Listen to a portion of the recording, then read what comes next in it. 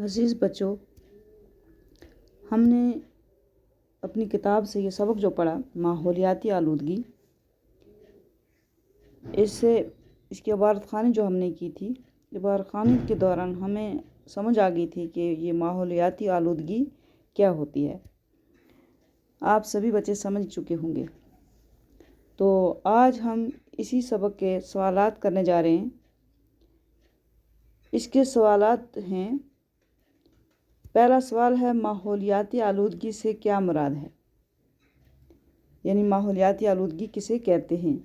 اس کا جواب ہے، ماحولیاتی آلودگی سے مراد گرد و پیش کا مطلب ہوتا ہے آس پاس، گرد و پیش کے ماحول کا گندہ یا آلودہ ہونا ہے۔ انسان کے گرد و پیش خواہ پانی ہو یا ہوا، یعنی چاہے پانی ہو یا ہوا ہو، ہوا کا مطلب ہو گیا چاہے، یا زندگی کے دوسرے سامان، ان کی غلاظت یا ان کی آلودگی خود زندگی کے لیے خطرہ بن سکتی ہے، کیونکہ دنیا میں تمام زندہ چیزوں کے لیے، جتنی بھی جاندار چیزیں ہیں، ان کے لیے براہ راست صاف پانی، غذا اور ہوا کی ضرورت ہوتی ہے۔ اگر ان چیزوں کو گندا کر دیا جائے تو زندگی جو ہے یہ کرۂ ارض پر کیسے قائم رہ سکتی ہے؟ یعنی کوئی بھی جاندار زندہ نہیں رہ سکتا ان چیزوں کے بغیر، غذا کے بغیر، پانی کے بغیر اور ہوا کے بغیر۔ اگر ان چیزوں میں آلودگی ہو جائے تو وہ انسان بیمار پڑ سکتا ہے۔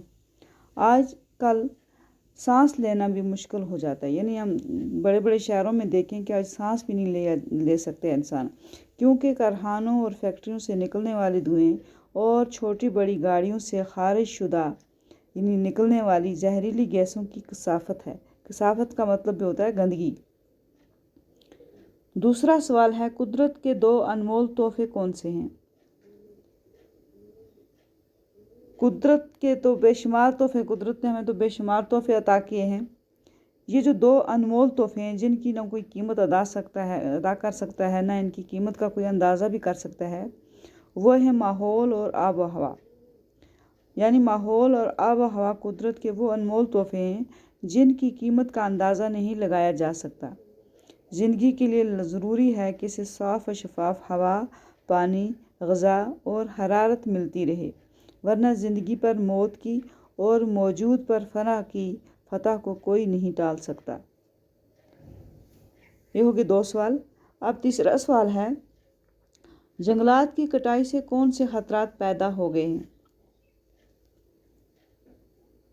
جنگلات کی کٹائی سے بارش کا توازن بگڑ جاتا ہے، یعنی جب ہم جنگلات کی کٹائی کریں گے اس سے بہت سارے نقصان اٹھانے پڑتے ہیں۔ پہلا یہ ہے کہ بارش کا توازن بگڑ جاتا ہے اور مٹی کا بڑا حصہ جو ہے وہ بڑے دریاؤں اور سمندروں میں جمع ہو جاتا ہے، اور ہر سال سیلاب کی وجہ سے ملک کو بہت نقصان اٹھانا پڑتا ہے، اور ان سب سے حفاظت کے لیے جنگلات کا ہونا اشد ضروری ہے، یعنی بہت ضروری ہے۔ ایک سوال ہے چوتھا، کیوں کہا گیا ہے؟ اس کے آگے 3 پارٹ ہیں، اس نے جو ہے لکھا ہے کیوں کہا گیا ہے، اس کے 3 پارٹ ہیں۔ پہلا ہے، بڑے اور صنعتی شہروں میں آج سانس لینا کیوں مشکل ہو گیا ہے۔ دوسرا ہے، کیوں کہا گیا ہے کہ جنگلات کی حفاظت کرنا انتہائی ضروری ہے۔ تیسرا ہے، کیوں کہا گیا ہے کہ توازن ذرا بھی بگڑا تو زندگی کے لیے سخت خطرہ لاحق ہو جائے گا۔ تو ہم پہلے کا کرتے ہیں، جواب لکھتے ہیں۔ کیوں کہا گیا ہے کہ بڑے اور صنعتی شہروں میں آج سانس لینا بھی مشکل معلوم ہوتا ہے؟ تو اس کا جواب ہے، اس کی بڑی وجہ وہاں موجود کارخانوں اور فیکٹریوں سے نکلنے والے دھوئیں اور چھوٹی بڑی گاڑیوں سے خارج شدہ گیسوں کی کثافت ہے۔ دوسرا ہے، کیوں کہا گیا ہے کہ جنگلات کی حفاظت کرنا انتہائی ضروری ہے؟ اس کا جواب ہے، کیونکہ جنگلات جو ہیں وہ بارش کے لیے ضروری ہیں، یا مٹی کے کٹاؤ کو روکنے میں معاون ثابت ہوتے ہیں، یا جن سے سیلاب اور دوسری قدرتی آفات سے حفاظت ہوتی ہے۔ اسی لیے کہا گیا ہے کہ جنگلات کی حفاظت کرنا ضروری ہے۔ اور تیسرا ہے، توازن ذرا بھی بگڑا تو زندگی کے لیے سخت خطرہ لاحق ہو سکتا ہے۔ اس کا جواب اس طرح ہے، زندگی کے لیے صاف و شفاف ہوا، پانی، غذا اور حرارت کا ملنا بہت ضروری ہے۔ قدرتی ماحولیات کے تناسب اور توازن کو قائم رکھنے میں گیسوں کا بڑا ہاتھ ہے۔ نباتات اور سورج کی حرارت میں ایک خاص تناسب اور توازن توازن قائم ہے، اگر یہی توازن ذرا بھی بگڑا، ذرا بھی اس میں خلل آ گیا تو زندگی کے لیے بڑا خطرہ بن سکتا ہے۔ تو یہ تھے اس کے سوال۔ اب آگے ہے گرامر، یہ میں کتاب سے اٹھا کے پڑھتی ہوں۔ گرامر کیا ہے؟ مصدر سے نکلے ہوئے اسم کو اسم مشتق کہتے ہیں۔ آپ بھی اپنی کتابیں کھولیے، پیج نمبر 47 پر ہے یہ، مصدر کے بارے میں لکھا گیا ہے، مصدر کسے کہتے ہیں؟ تو مصدر سے نکلے ہوئے اسم کو اسم مشتق کہتے ہیں۔ مثلاً کھانا سے کھانے والا، کھایا ہوا، لکھنا سے لکھنے والا یا لکھا ہوا۔ اسماء مشتق مختلف قسم کے ہیں، مثلاً حاصل مصدر، اسم فاعل، اسم مفعول، اسم عالی اور اسم معوضہ۔ مصدر کے اثر اور اس کی حالت و کیفیت کو ظاہر کرنے والے اسم مشتق کو حاصل مصدر یا اسم کیفیت کہتے ہیں۔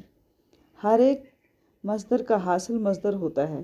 حاصل مصدر بنانے کے لیے قواعد مقرر نہیں ہوتے، یعنی اس کے لیے کوئی قاعدہ قانون نہیں ہوتا۔ کچھ مصادر سے دو حاصل مصدر بنتے ہیں۔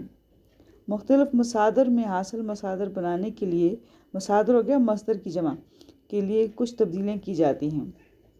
مصدر کی ایک علامت یہ ہوتی ہے کہ مصدر کے آگے نون الف نہ لگا جاتا ہے نا۔ تو جیسے اس کا حاصل مصدر ہے دوڑ، دوڑ کا اگر جب ہم اس کو مصدر بنائیں گے تو دوڑنا بن جائے گا، یعنی اس کی نشانی کیا لگائی؟ نون الف نہ، ہو گیا دوڑنا۔ اسی طرح بکنا، یہ مصدر ہے تو اس کا حاصل مصدر ہم جب بنائیں گے تو بن جائے گا بکواس۔ اسی طرح مصدر ہے اڑنا، تو اس کا جب حاصل مصدر کریں گے تو اڑان۔ ابلنا سے ابال، پکڑنا سے پکڑ، تولنا سے تول، دکیلنا سے دکیل، کودنا سے کود، گرنا سے گراوٹ۔ یہ ہیں اس کے۔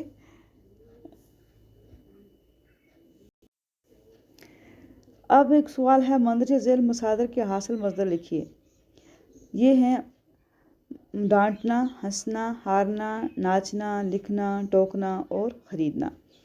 تو جب ہم ان کے بنائیں گے، حاصل مصدر بنائیں گے تو ہم کیا لکھیں گے؟ حاصل مصدر اور مصدر لکھیں گے اوپر، ٹھیک ہے نا۔ حاصل مصدر ہو گیا ڈانٹ، اس کا آئے گا ڈانٹنا، یعنی ڈانٹنا کا آئے گا ڈانٹ۔ ہنسنا کا آئے گا ہنس، ہارنا کا آ گیا ہار، ناچنا کا آ گیا ناچ، لکھنا کا آ گیا لکھ، ٹوکنا کا ٹوک، خریدنا کا خرید۔ تو فی الحال ہم نے آج جو پڑھا اتنا کافی ہے۔ تو اس مضمون میں آگے اسی سبق میں جو ماحولیاتی آلودگی ہے، اس میں 2 مضمون لکھے گئے، ایک ہے درختوں کے فائدے اور دوسرا ہے دھوئیں کے فائدے۔ دھوئیں کے فائدے اور اس کے مضمون ہم بعد میں لکھیں گے۔ فی الحال ہم آج اتنا ہی گرامر پڑھتے ہیں، تو بس آج کے لیے اتنا کافی ہے۔